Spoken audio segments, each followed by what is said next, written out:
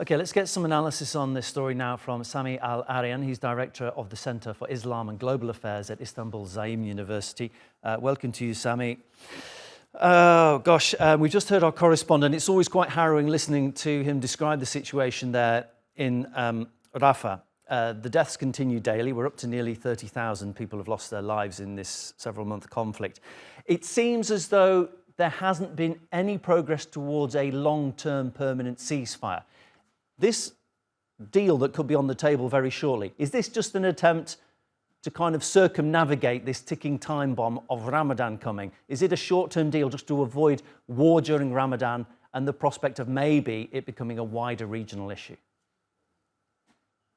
I think that's right. I think the real problem has always been that the US administration is sharing Israel's goal. And because of that, the US has been giving Israel all the support it needs, all the armaments and weapons that it needs to uh, uh, uh, continue its assault basically on the people of Gaza, which is to decimate the resistance movements, despite the fact that they have killed tens of thousands of people and injured. Almost now we have 100,000 victims between killed and injured. But the US administration, the US president is under tremendous pressure, particularly this is an election year. His poll numbers are tanking. He knows that he cannot win without Michigan.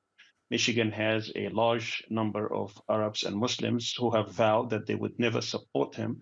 And now he shows in the polls. He's behind now by 7 points. There is no way he could be reelected without Michigan. And he's trying to do something. Somebody advised him that it wouldn't look good at all to have Ramadan, the holiest month of the year for Muslims, with Israel continuing to bombard Gaza and kill children and women and innocent people. So he's trying to salvage the situation by trying to have some kind of a ceasefire.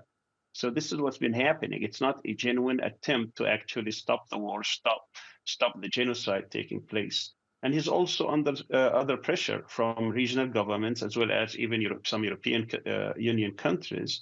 And of course, we can't forget that the International Court of Justice has been also putting demands that this genocide must stop. Otherwise, further decisions could be forthcoming in which the US could be considered as a complicit a party to this genocide.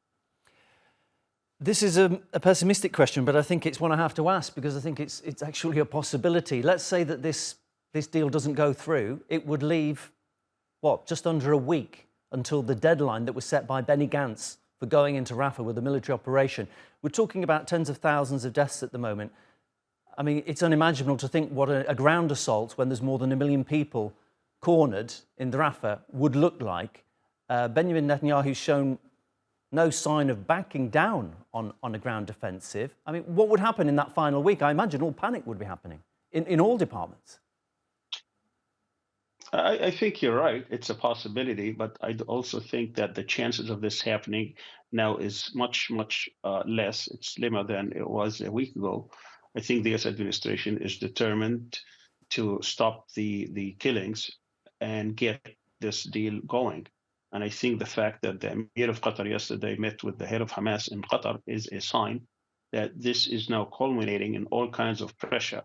The sticking point in the past has been the withdrawal of Israel, the stopping or the permanent stop of the war, the ceasefire.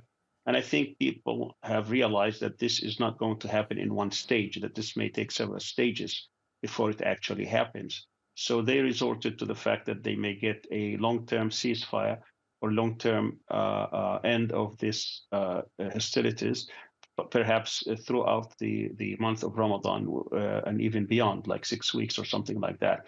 In the meantime, they would be exchange of prisoners. So the next point that they were negotiating is the ratio. Hamas asked for 150 per one. They said this is a dream that can't happen. Now reports say that this is somewhere between 1 to 10 ratio. But that would include also people with long sentences and perhaps even life in prison. We'll wait and see. The spokesman for Hamas today announced that there is no deal yet, that Hamas has not signed off on anything. And we have to realize that all along, the negotiations has not been between Hamas and Israel. It's been between the Americans and the Israelis. And every time the Americans, they get something, they try to sound optimistic that this is what's going to happen. They go and pressure their Arab allies, who in turn go and pressure the resistance movement, trying to get them to agree to this. And then they go back and forth. So we'll have to wait and see if indeed this agreement takes place in the next few days, as the US president has been saying. I think the resistance would be taking a huge gamble, but they know that they also have some cards that they can use in the future. The fact that they are not releasing all the, by the way, it's not Israeli Palestinian prisoners and Israeli hostages, as some media outlets, including yours, say. You really have to be fair. If you're going to say Palestinian prisoners, then it's Israeli prisoners. And if you're going to say Israeli hostages, then it's also Palestinian hostages. We cannot just give two different standards. But anyway, I think the Hamas people will keep some of their captives, the most valuable, for a future negotiation. Just very quickly, if you could, Sami, we're a little short on time. In terms of bigger picture, we've got this short-term sticking plaster after Ramadan, and let's say that negotiations have to start up again. Is there any sign of us getting closer to a permanent ceasefire in terms of the ultimate sticking points? Because Israel wants Hamas gone, Hamas wants the Israeli military gone from the region. Can that happen?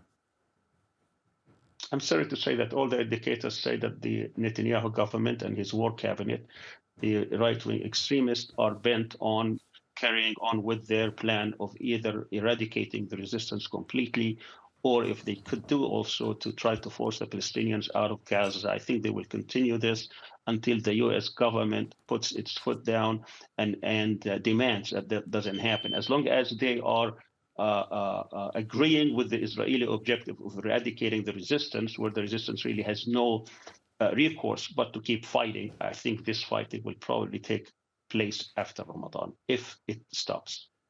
Sami, thank you much for your analysis. Sami al-Arian, Director of the Centre for Islam and Global Affairs at Istanbul Zaim University.